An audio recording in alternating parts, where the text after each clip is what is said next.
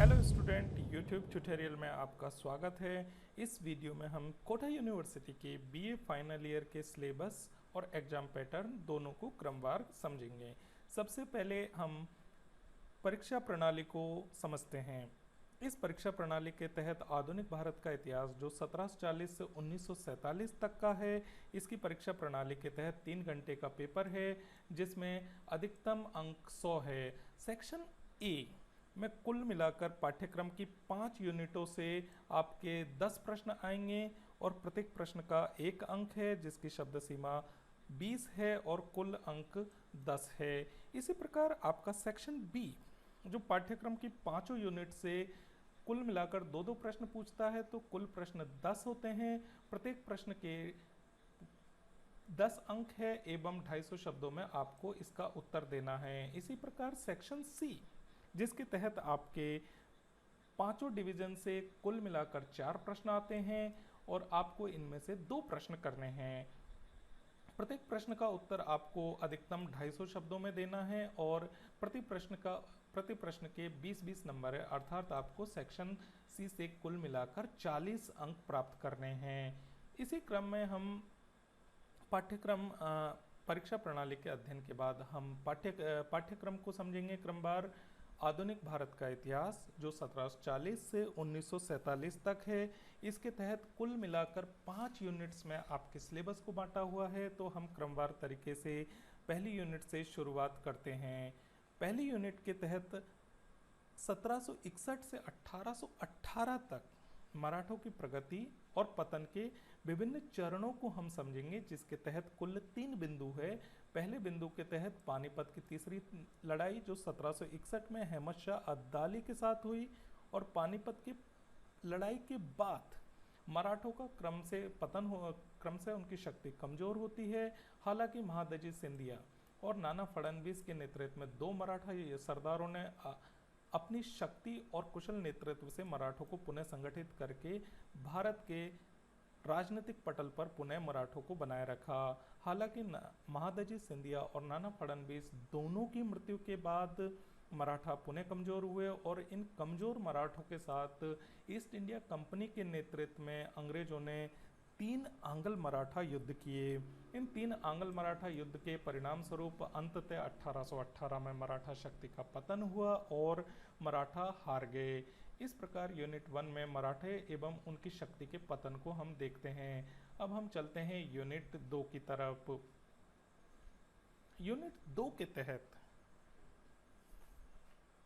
हम मुगलों के पतन काल में जन्म लेने वाली क्षेत्रीय शक्तियां जैसे बंगाल, मैसूर, अवध, पंजाब की शक्तियों के उदय, उनका विस्तार कैसे हुआ, इनका प्रभाव और अंग्रेजों से इनके साथ चलने वाले निरंतर युद्धों का हम विस्तृत और क्रमवार तरीके से अध्ययन करेंगे।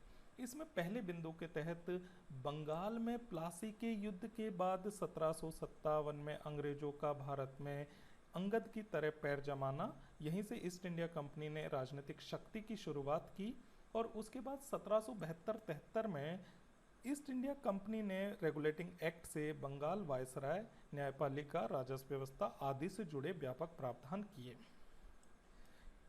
इसी यूनिट 2 के दूसरे बिंदु के तहत हम विभिन्न प्रकार की अन्य क्षेत्रीय शक्तियों के उद्भव को हम पढ़ेंगे, जिसमें मैसूर की क्षेत्रीय शक्ति का उदय हैदर अली एवं टीपू के नेतृत्व में हुआ और एक अत्यंत कुशल और विकसित राज्य के रूप में मैसूर हमें दिखाई देता है। लेकिन अंततः ईस्ट इंडिया कंपनी ने मैसूर के साथ 4 युद्ध किए और इन चारों युद्धों में अंततः 1800 के लगभग ईस्ट इंडिया कंपनी ने अंततः मैसूर को ब्रिटिश साम्राज्य का हिस्सा बना लिया।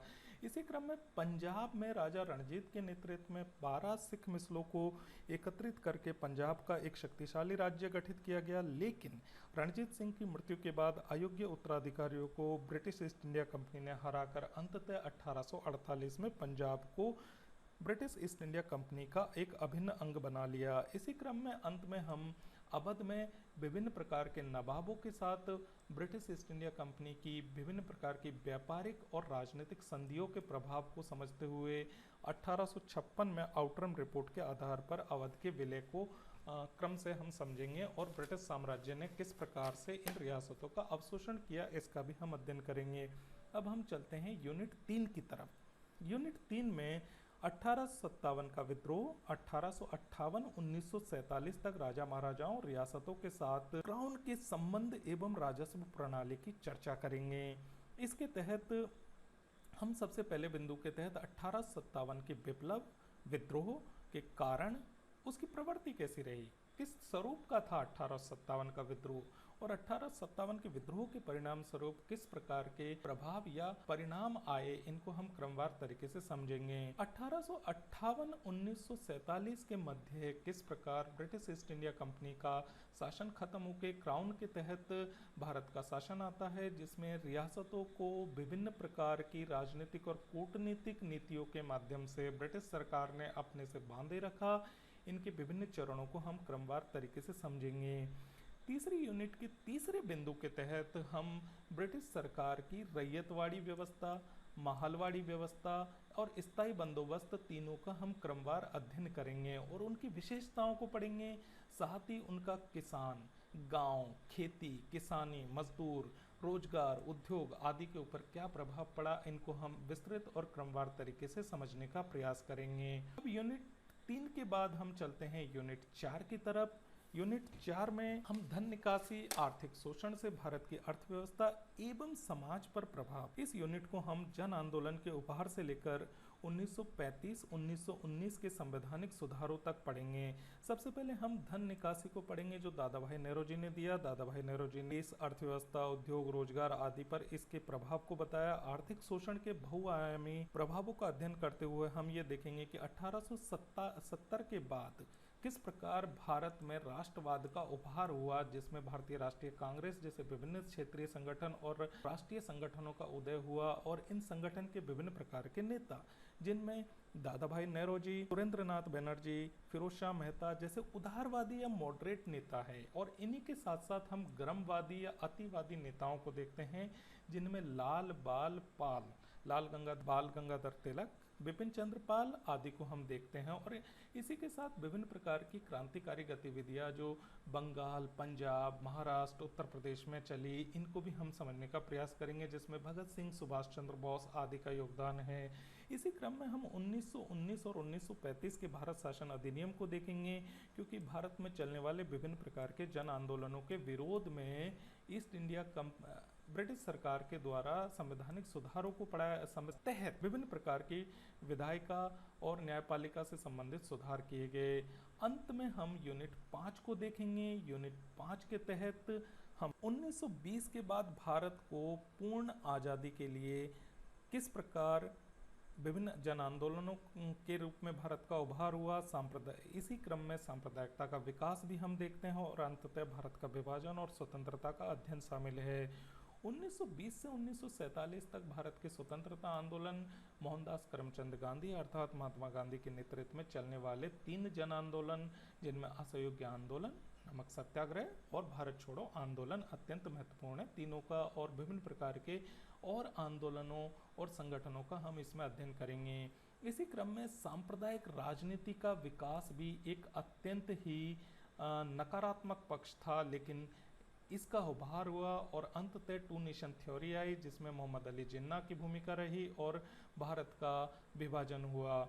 अंतिम बिंदु के रूप में हम पढ़ेंगे कि स्वतंत्रता के पीछे क्या क्या कारण जिम्मेदार थे और भारत के विभाजन के लिए कौन कौन से कारक ऐसे हैं जिन्होंने भारत के विभाजन की पृष्ठभूमि या उसकी रंगभूमि को तैयार किया। अंततः हम 5 यूनिटों के अध्ययन के बाद एक महत्वपूर्ण प्रश्न ये सभी बच्चों के सामने उठता है कि आखिरकार हम इस विस्तृत पाठ्यक्रम को किन बुक से और कौन कौन सी सामग्री से हम अध्ययन करें, ताकि विस्तृत तरीके से हम इससे संबंधित अध्ययन को कर सके। कोटा यूनिवर्सिटी के सिलेबस में विभिन्न प्रकार के बुक्स के नाम दे रखे हैं, जो क्रमवार रूप से विश्वेश्वर प्रसाद है, GS सरदेसाई, सुमित सरकार, BN पांडे, ताराचंद। मेरे हिसाब से आपको BL ग्रोवर और बिपिन चंद्र दोनों बुक्स को पढ़ना चाहिए। ये बुक्स आपको विभिन्न प्रकार की प्रतियोगी परीक्षाओं और कॉम्पिटिटिव एग्जाम्स में आपकी मदद करेगी। इसके साथ साथ अगर आप लोग चाहें तो इग्नू के नोट्स भी पढ़ सकते हैं। इग्नू के नोट्स आपको ऑनलाइन उपलब्ध है। अंत में आपसे 2 प्रश्न पूछना चाहूँगा, जो प्रश्न प्रत्येक इतिहास पढ़ने वाले विद्यार्थी को निश्चित रूप से आने चाहिए। पहला प्रश्न ये है कि मुझे क्यों इतिहास पढ़ना चाहिए, या फिर इतिहास पढ़ने का आखिरकार मुझे लाभ क्या है। दूसरा, क्या इतिहास का अध्ययन गड़े मुर्दों की कहानी पढ़ना मात्र है। क्या आप इस कथन से सहमत हैं? आप दोनों प्रश्नों को विस्तृत रूप से या फिर बिंदुवार लिखकर मुझे व्हाट्सएप कर सकते हैं। आपने वीडियो देखा, थैंक यू सो मच।